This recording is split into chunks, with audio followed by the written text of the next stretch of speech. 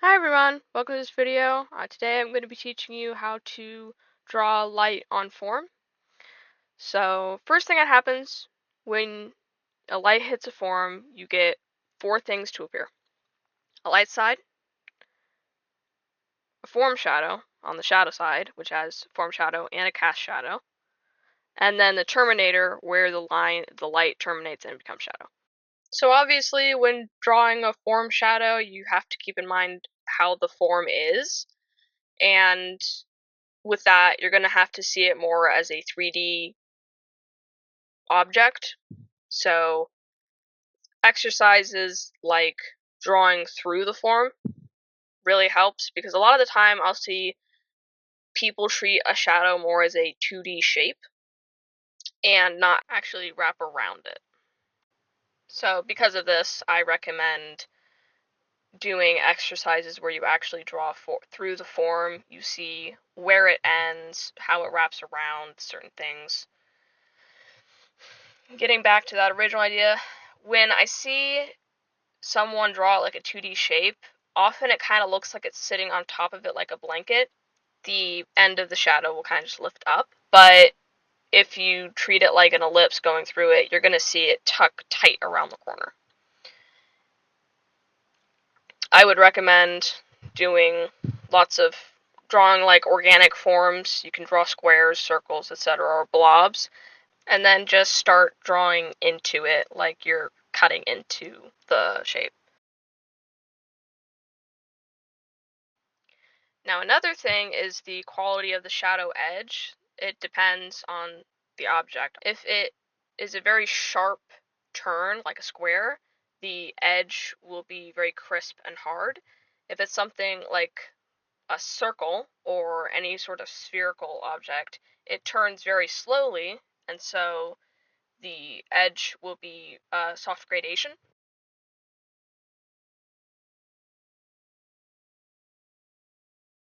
But if it's something in between those two, like a rounded square where the angle is a bit more oblique, then it's going to be a firm edge.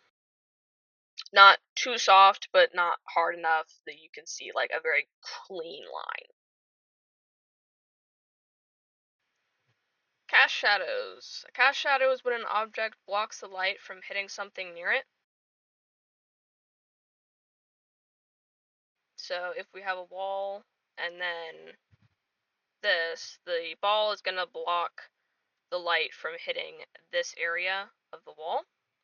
You have to keep in mind also that the shadow is going to be in perspective.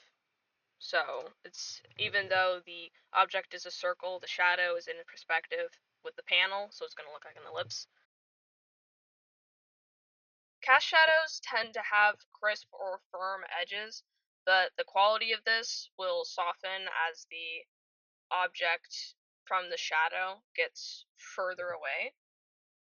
That's why you'll tend to see trees when they're casting shadows on the ground, they'll tend to be kind of firm, but not too soft. So let's apply what we learned so far onto these two forms.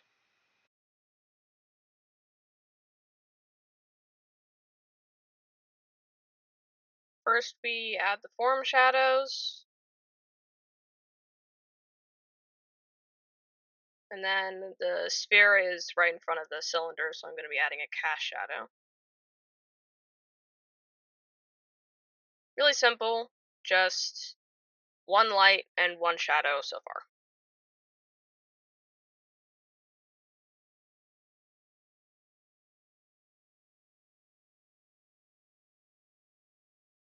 Here I throw in just a darker background value so you can see the light side more easily instead of just being a line separating it from the background. Next up is halftones. Halftones are used to show the gradual turning of form, such as in this. You remember Lambert's cosine law? It's going to be very slow transitioning until you hit the angle near the terminator, where it's going to be the darkest halftone. It's It's important to know that you won't have it in all scenarios, such as a box, where you pretty much just have two planes and the edge turns very sharply instead of gradually. Halftones are generally used in realism, but if you choose, you can just completely ignore it, focusing entirely on one light side and one shadow side. Comics will tend to use this because it's a quicker way to shade. Darker halftones tend to butt up right against the Terminator because those are the planes that are turning the sharpest or turning all the way into shadow. I generally like to see the darkest halftones as being this tiny strip that goes right near the Terminator. Right after that strip, you will go very quickly light.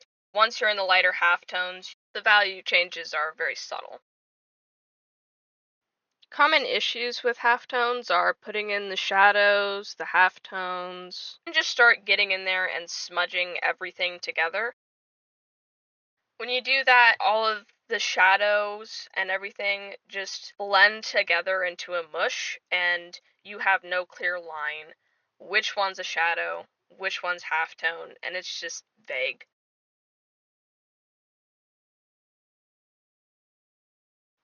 So what you want to do is pick a shadow side, a light side, and then paint in the darker halftones.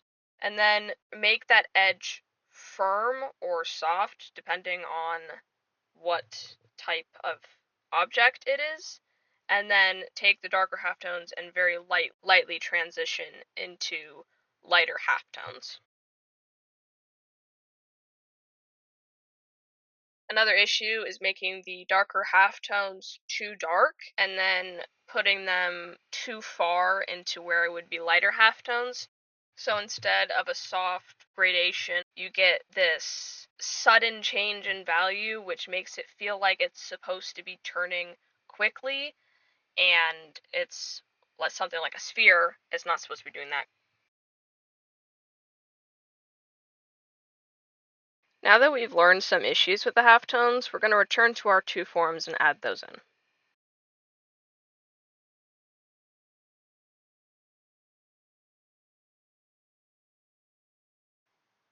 Bounce light. This is how we take something from being a flat, very dark shadow to bringing in some light and getting some form in there as well. So how bounce light works is it hits something and it bounces back up. Generally it'll hit like the floor or a wall, and then it'll bounce back up into the shadow.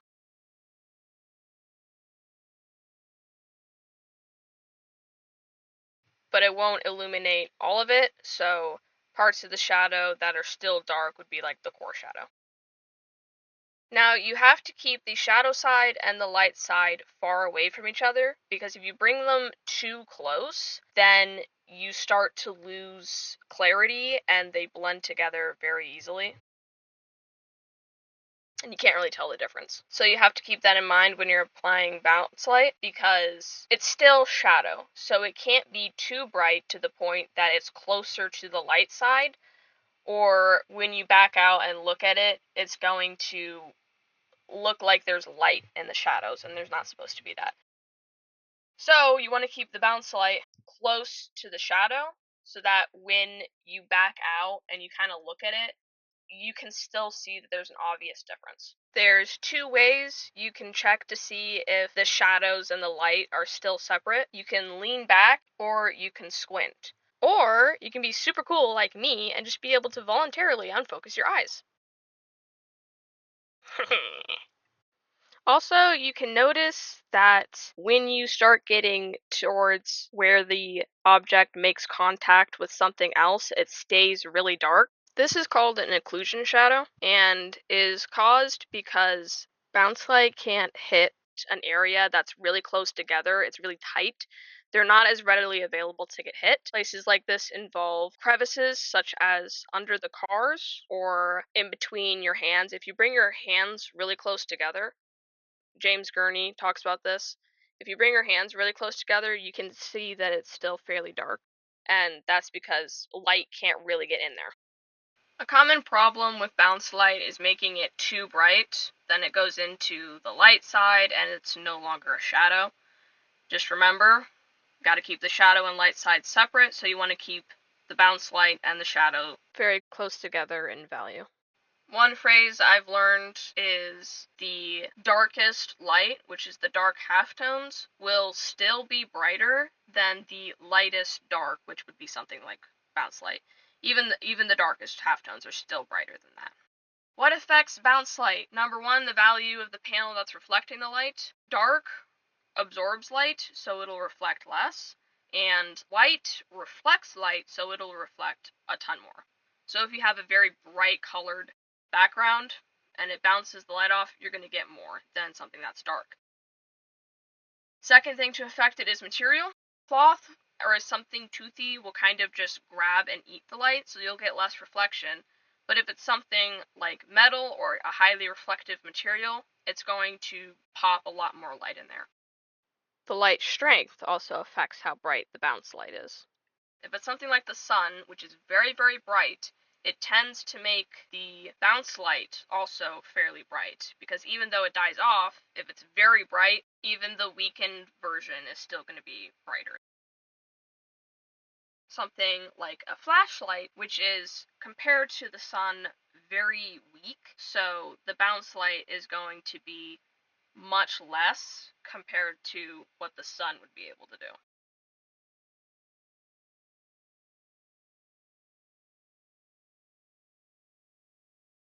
Next up is ambient light. Ambient light is just weak light. It's so weak that it's completely erased in direct light, so the only place you can see it is in shadow.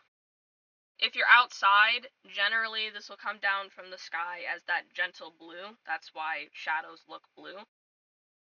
But because it's light, you can put it wherever you want. You could have it from down below, so it's like a spooky green light. Still weaker than the direct light that could be coming from the side, but it's just enough to add like a tint of something that's kind of creepy.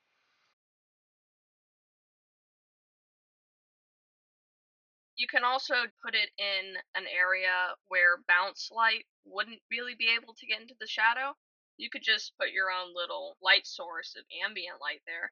Movies will do this all the time. If there's a shadow that can't really get hit by bounce light, sometimes they'll put a secondary light that's weaker than the direct light, the key light, and it'll illuminate the shadow so they still have some light there, and it looks more alive.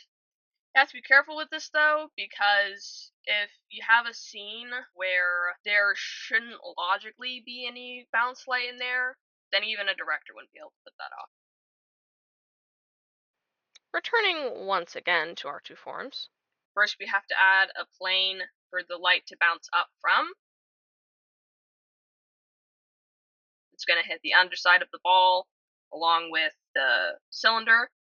The sphere is in contact with the cylinder, so I got to make sure to keep that occlusion shadow there.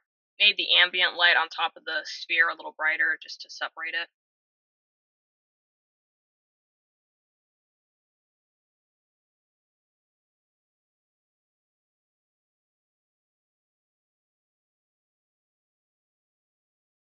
Last thing I want to talk about is diffuse light. Diffuse light is when a light beam hits something translucent and it causes the light to scatter inside and then spread all around. Diffuse light is often characterized by a soft overall illumination, so you'll have no clear shadow, focus only on occlusion shadows. You're going to be focusing a lot more on the gradual turning of form. It's going to hit everything except for the points of contact, which would be occlusion shadow.